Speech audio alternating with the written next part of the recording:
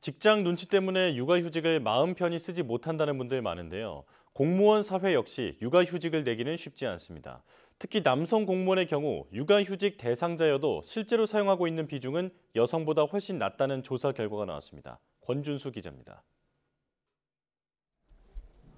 초등학생 자녀를 둔 공무원 A씨는 지난해 육아휴직 대상이었지만 사용하지 않았습니다. 부인도 같은 공무원이지만 한 명만 쓰는 게 좋을 것 같다고 결론 내렸기 때문입니다. 남자한테는 왜 네가 휴직을 해? 애 엄마는 뭐하고 이런 거고, 여자는 들어가면 당연하겠다고 생각을 하는 경향이.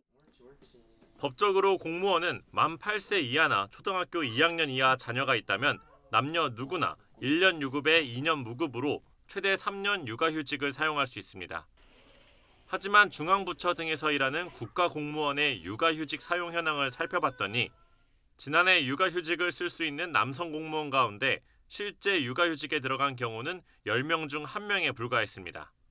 반면 여성 공무원은 35%를 넘었습니다. 같은 국가공무원이어도 육아휴직 앞에선 남녀 차이가 컸다는 얘기입니다.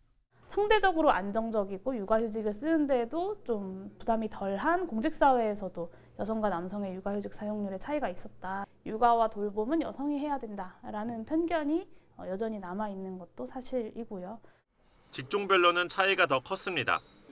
소방청과 경찰청의 경우 남성 대상자 가운데 육아휴직을 사용한 경우는 8% 안팎으로 평균보다 낮았습니다.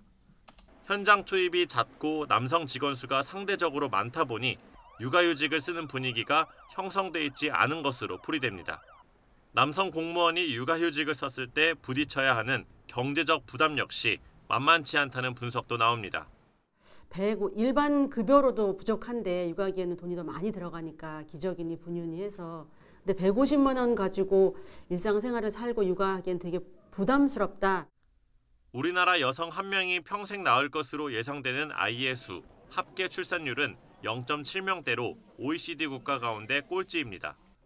정부가 저출산 문제를 해결하겠다고 하지만 공무원 사회부터 남성의 육아휴직 사용과 육아 참여를 활발하게 끌어내야 한다는 지적입니다. YTN 권준수입니다.